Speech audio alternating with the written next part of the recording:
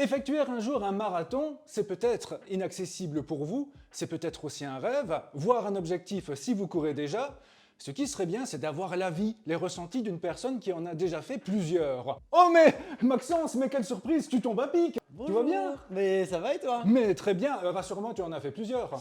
Moi j'ai déjà fait 3 marathons, oui. Ça va, on s'est pas trompé d'invité. Ah bah oui, heureusement. Alors, mon cher Maxence, eh bien, tu es là, c'est merveilleux. 7 ans après, nouvelle interview. 7 ans après, ouais, c'est vrai qu'on avait déjà fait une interview il y a très longtemps, j'étais tout jeuneau. C'est vrai qu'on revient des années plus tard avec une chaîne YouTube en commun et une interview qui, je pense, va être excellente. Voilà, tu n'as pas changé à 7 ans. Mais maintenant on a des micros. T'es fier, hein, que les micros, et t'aimes bien les micros, hein. Oui. Bon, sérieusement, Maxence, il y a peut-être des gens qui nous regardent là et qui se disent « Ouais, un marathon, c'est difficile, ça paraît trop, comment je vais faire ?» Est-ce que tu peux me dire tout d'abord où et quand c'était ton premier marathon? Mon tout premier marathon c'était en avril 2022 et j'avais fait celui de Namur. Et super souvenir, si on te dit en quelques mots comme ça. Le Très souvenir. très bon souvenir, j'en ai quand même pas mal chié parce que ça reste un marathon, mais on aura l'occasion d'en discuter dans cette vidéo. Mais une superbe expérience, hein, où on finit quand même assez ému. Donc voilà. Bien, alors si on revient avant cela, qu'est-ce qui t'a donné au départ vraiment l'idée, l'étincelle, de dire « Allez, cette fois-ci j'y vais, je m'inscris à un marathon ». Ça paraît tellement grand. Bah, si tu veux, moi j'ai commencé la course à pied, je suivais ma maman en fait qui en faisait beaucoup aussi. Et ma maman avait effectué un marathon et je me suis dit que c'était un peu le défi de tous les coureurs, un peu le goal ultime, participer à un marathon. Et donc vraiment j'avais 18 ans à l'époque, mais il y avait le Covid, du coup j'ai pas pu participer au marathon. Mais à mes 19 ans, je me suis dit vas-y, participe et on verra ce que ça donne. Donc, Comment t'es-tu préparé à ce marathon? Est-ce que tu as vraiment suivi une préparation ciblée ou tu es vraiment allé au feeling? Le tout premier marathon, j'ai pas vraiment fait de préparation parce qu'à savoir que je m'entraînais déjà beaucoup, je faisais régulièrement des courses organisées, je faisais régulièrement des entraînements, environ 3 fois semaine. Donc j'ai pas vraiment suivi de préparation cible.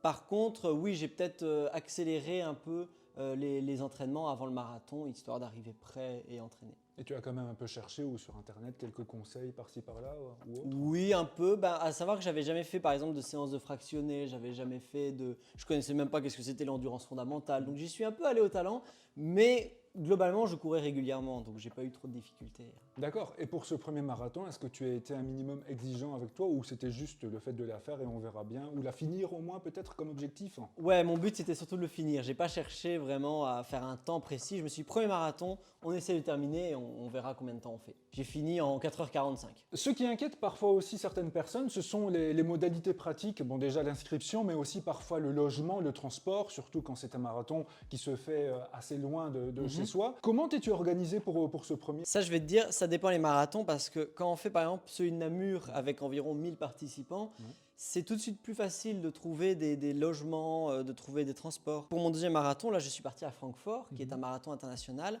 avec des milliers de coureurs, des coureurs internationaux. Là, c'est sûr qu'il faut s'y prendre à l'avance, il faut prendre un hôtel, il faut prévoir le transport. Ça peut être assez onéreux. Moi, je dirais pour les marathons internationaux, il faut vraiment s'y prendre à l'avance, trouver des bons hôtels, trouver des bonnes places, ce qui n'est pas toujours facile. Par contre, oui, les marathons comme ceux de Namur ou ceux en Belgique qui sont moins reconnus, là, globalement, on pourra plus facilement trouver un lieu où dormir et des transports. Et si on parlait de prix? Parce que en regardant le prix de certains marathons, certains me semblent assez excessifs. Je sais qu'il y a la médaille, qu'il y a plein de choses, plein de services, les différents ravitaux, mais quand même, non? Oui, je suis d'accord avec toi, il y a beaucoup de marathons qui coûtent quand même assez cher, surtout les marathons internationaux. Francfort, on peut être aux alentours de 200 euros. Donc oui, le dossard peut être assez cher. Néanmoins, moi je trouve que c'est toujours une expérience quand même exceptionnelle. Mais effectivement, il faut parfois y mettre le prix. Ah, c'est sûr, quand on compare avec les petites courses locales à 5 euros, là, Ah, c'est sûr. Mais moi, je peux que recommander comme premier marathon de faire un marathon comme par exemple celui de Bruxelles qui, je crois, l'inscription c'est 80 euros. Ça reste quand même cher, mais je trouve que c'est pas non plus excessif. Il faut aussi faire attention au fait de s'inscrire tôt. Si tu t'inscris dans les derniers, tu vas payer beaucoup plus cher que si tu t'inscris dans les premiers. C'est pour ça que récemment, je me suis inscrit au marathon de Bruges quasiment 6 mois, 8 mois à l'avance. Donc voilà, il est moins cher que si je l'avais payé quelques jours avant. Mais au moins, voilà, au moins t'es inscrit et t'es sûr d'avoir au moins ta petite place réservée. C'est ça, et j'ai hâte. On te souhaite tout le meilleur pour ce marathon-là. Ah, merci. Pour en revenir avant ton premier marathon, donc celui de Namur, est-ce que tu as quand même eu certaines craintes au fur et à mesure que les semaines passaient, que les jours passaient, que les derniers jours passaient? Pas au tout départ, mais il y a quand même un syndrome qui revient assez souvent, c'est quelques jours avant le marathon, la moindre petite douleur va nous faire paniquer. C'est-à-dire à un moment, je sentais au genou, j'avais un peu mal, je me suis dit, oula, ça va être compliqué, mon marathon est foutu. Alors que le jour J, ben, tout va bien, et même pendant la course, même si ça fait mal juste avant la course, il n'y a plus de douleur, il n'y a plus de soucis. Moi, je crois qu'il y a beaucoup l'effet placebo qui revient, on a l'impression d'avoir des douleurs, alors que, bah non, tout va bien. Et le jour même, quand tu t'es réveillé, est-ce qu'il y a un stress supplémentaire qui arrive? Se dire, bon, c'est aujourd'hui, allez, je suis parti pour plus de 40 km là. Je crois qu'il y a un stress global chez tout le monde. Moi, de mon côté, j'ai pas eu non plus beaucoup de stress. Je trouvais que ça allait. Juste la crainte de ne pas être à l'heure sur la piste. Ça, D'accord. parfois, on peut avoir peur. Donc là, il faut y aller bien à l'avance et il faut se réveiller très tôt, ce qui n'est pas toujours facile. Mais ouais. Et toi qui as l'habitude des courses à pied, est-ce que tu as ressenti une énergie un peu différente lors d'un marathon, une sorte d'ambiance marathon parmi la foule au départ? Ben, ce qui est très chouette, c'est que par exemple pour celui de Namur, on allait tous en bus au départ. Ouais. Et donc c'était un bus rempli de coureurs, il y avait vraiment cette ambiance, cette émulsion d'aller sur la piste, de se préparer et de parcourir ces 42 km ensemble. Il y a vraiment cet esprit d'égalité, cet esprit d'entraide où on va tous aller au bout. Et ça c'est très très chouette à retrouver dans les courses. D'accord. Allez, le marathon commence. Quels sont tes premiers ressentis, par exemple, au 10e, au 20e kilomètre? Mais ce qui est drôle, c'est qu'on se dit à chaque fois, quand par exemple on termine une course de 10 km, où on avait prévu de faire 10 km, on se dit purée, je suis fatigué, comment je pourrais tenir 4 fois ça, donc 40 km. Ben, ce qui est drôle, c'est que le corps se paramètre en quelque sorte, c'est-à-dire il sait qu'il va courir 40 km, donc quand il est à 10, il sait qu'il a fait un quart. Donc ça ira. Et même quand on arrive à 21 km, on n'a pas forcément non plus encore trop de douleur. C'est plutôt vers le 30e que ça va commencer à faire mal et vers le 40e, j'en parle même plus. Mais oui, je crois que le corps tient en compte le fait qu'on va courir longtemps et donc il s'adapte. D'accord. Et donc tu as parlé du 30e kilomètre. Il y a une sorte de légende du 30 km, du fameux mur que tout le monde ressent. C'est quelque chose que tu as ressenti? Alors le mur du 30 km, oui, il est bien existant parce que c'est le fait de se dire qu'on a déjà parcouru 30 km, ce qui n'est pas anodin, c'est énorme 30 km à parcourir. Et on va encore parcourir 12 km, qui peut être une course classique du dimanche matin. Ouais. Donc le corps doit s'habituer et doit se dire, bon, je vais devoir redoubler d'efforts pour arriver au bout. Et là, oui, il faut faire attention. Parfois, le mur des 30 km peut être très violent. Il y a des courses où je l'ai vraiment ressenti, par exemple à Bruxelles, lors de mon 3e marathon, je l'ai vraiment ressenti, j'ai eu beaucoup de difficultés, surtout qu'il y avait beaucoup de montées. Par contre, à Francfort, par exemple, je l'ai quasi pas ressenti, le mur des 30 km. J'ai pas eu vraiment une course où j'ai eu mal à un moment. D'accord. Et quoi, alors pendant la course, tu vois par exemple plein de gens marcher à ce moment-là dans cette zone-là? Ah, mais même moi parfois, ouais. je marche pendant le moment des 30 km parce que ton corps est tellement à bout, ton corps te dit stop, qu'à un moment, tu es obligé de marcher pour répondre aux besoins de ton corps. Donc c'est quelque chose de collectif. Celui qui vient voir le marathon a l'impression que c'est plus de la marche que de la course s'il arrive au 30e kilomètre. Enfin, je m'imagine un peu le truc. Ah, parfois, oui, je pense. D'accord, ah oui. Et alors, est-ce qu'il y a une sorte de motivation collective, de l'entraide à ce moment-là, ou alors dans les ravitaux, quelques échanges avec les autres? C'est surtout le public qui entraide. Moi, je crois qu'entre coureurs, on en chie tellement qu'on ne parle pas, parce qu'on n'a pas envie de parler, on a tellement le souffle court que... Non, il n'y a pas vraiment... Bon, après, évidemment qu'il y a des coureurs qui entraînent les autres, mais globalement, c'est surtout le public qui fait beaucoup. D'accord. Et alors, ensuite, tu as eu l'impression de mieux te sentir au 40e kilomètre qu'au 30e? Oui, tout à fait. Parce que, en fait, au 40e kilomètre, comme je t'ai dit, le corps paramètre en fonction de la distance qu'on parcourt. Quand tu vois 40 km, pardon, tu sens que tu es presque au bout. Ça, tu vas finir, donc... Oui, moi, il m'est arrivé pendant les 2 derniers kilomètres d'accélérer, faire une pointe à 14 km/h, alors que j'avais déjà 40 km dans les pattes, mais parce que voilà, on a envie d'aller au bout et on se donne toutes les chances. Ok, mais même si tu te sens mieux, est-ce qu'à ce niveau-là et avec ce nombre de kilomètres-là, on peut encore parler de plaisir de courir? Non. Là, le caméraman peut aussi en témoigner parce que lui aussi a parcouru un marathon. C'est vrai? Pas dans les mêmes conditions. Pas dans les mêmes conditions. Mais tu l'as fait quand même. Je n'ai jamais fait de 42 km pur. D'accord. Non, lui, il fait des exercices d'obstacles entre eux. C'est des courses d'obstacles militaires. Ah Ouais, oui, donc d'accord, c'est un gros taré. Cette famille, quoi, oui. Après 40 km, c'est plus vraiment un plaisir parce que on a tellement mal, on souffre tellement que on se dit comment on va pouvoir recourir après ça. Pourquoi j'ai choisi ce sport de merde? Clairement, on se dit tous ça. Mais globalement, quand on arrive au bout, on est fier et on est content après de reprendre la course. Justement, la fin arrive, tu vois la ligne d'arrivée. À ce moment-là, quels sont tes ressentis, quelles sont les émotions vraiment ressenties? Il y a beaucoup d'émotions qui remontent. Ouais. Mais ça, je vais te dire, ça dépend les marathons aussi. Namur, je suis arrivé, j'étais super content. Francfort, je suis arrivé, j'ai pleuré. Bruxelles, je suis arrivé, j'en avais ras-le-bol, mais ras-le-bol.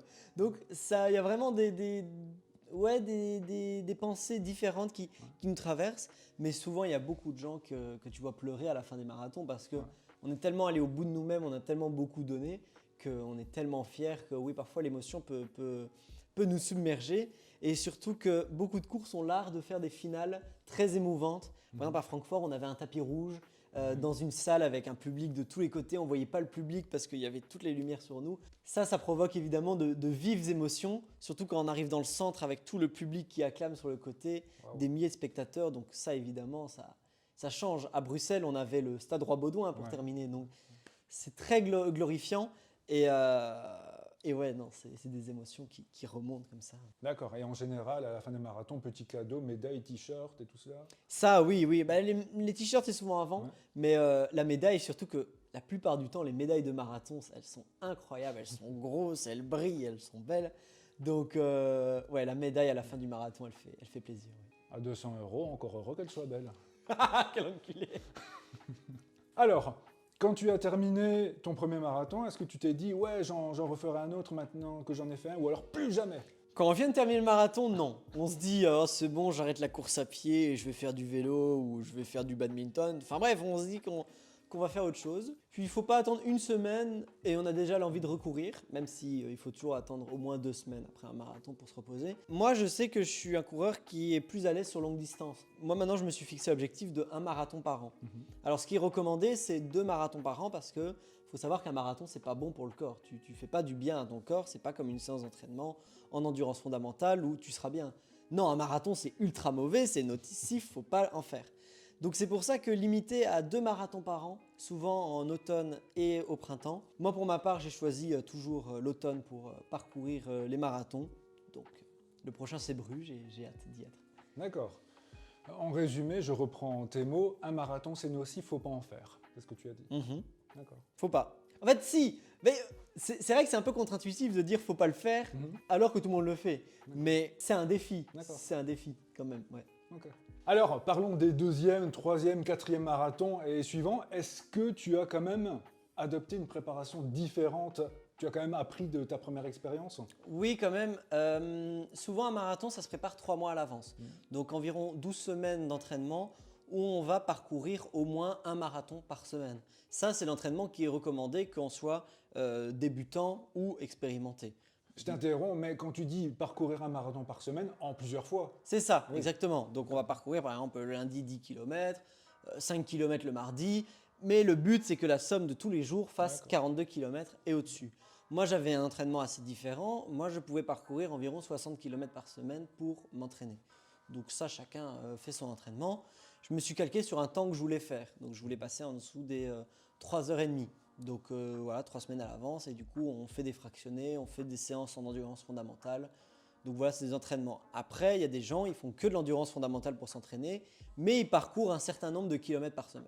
D'accord, ouais, c'est dû aussi au fait que là, tu te mets un objectif. Je me mets un objectif de temps, voilà. Contrairement au premier marathon où c'était... Premier marathon, mon but, c'était de le finir. Ouais, d'accord. Alors Maxence, question pour un ami, qui va rester anonyme, mais quelqu'un de très très bien, je vous assure, un ami, qui se dit, bon ben voilà, parfois je cours des 10 km, des 15 km et parfois même des semi-marathons, mais quand même un semi-marathon c'est déjà difficile pour moi, c'est difficile d'arriver jusqu'au bout. Est-ce que Maxence, tu me conseilles quand même de me lancer dans un marathon où c'est beaucoup trop pour moi? Non mais tu peux le dire hein, que c'est toi l'ami. Mais non, mais pas du tout, anonyme, j'ai dit anonyme. Anonyme. Ça fait longtemps que je lui recommande de faire un marathon et il veut pas. C'est pas vrai. C'est sûr que la distance d'un marathon, ça peut faire peur parce que déjà un semi-marathon, mais même moi, je finis un semi-marathon, je me dis purée, très bien, ça me va, je vais pas continuer quoi. C'est vrai que la distance fait peur, ça j'en doute pas. Après, moi je peux que recommander de faire des marathons parce que c'est quand même une expérience exceptionnel à réaliser. Si on a l'envie, qu'on a les capacités, en soi, tout le monde peut y arriver. Par contre, c'est vrai que le marathon, au-delà d'être une épreuve physique, c'est aussi une épreuve très mentale parce que on pousse vraiment le corps à aller au bout de nous-mêmes et l'ennui parfois peut nous arrêter, quoi. Donc c'est une expérience aussi très mentale et il faut vraiment se battre contre son mental pour y arriver parfois. En soi, tout le monde peut y arriver. T'es vraiment sûr? Attention, j'ai dit ceux qui ont les capacités et qui ont envie. Donc Si tu n'avais qu'un seul conseil à donner à toute personne qui n'en a jamais fait et qui se dit « peut-être ». préparez-vous, soyez disciplinés, soyez réguliers et vous allez y arriver. Combo Rim. Donc on est d'accord, Maxence, que tu conseilles quand même à tout coureur d'essayer cela au moins une fois un jour pour l'expérience. Mais alors, le jour du marathon, quand la personne s'est vraiment lancée dedans, est-ce que tu as malgré tout quelques petits conseils ou des petites astuces à donner?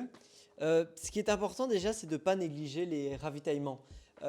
Même si on est au bout de 5 km et qu'on se dit « Oh, je ne vais pas perdre mon temps au ravitaillement, ça va me faire perdre des secondes », bah, c'est déjà une erreur parce qu'on fait récupérer beaucoup au corps si on se ravitaille, qu'on soit à 5 ou 10 km. Il faut vraiment s'arrêter à tous, boire, manger, prendre le temps. Ça ne veut pas dire forcément s'arrêter. Il y en a qui continuent à boire en courant, c'est galère, mais ils y arrivent.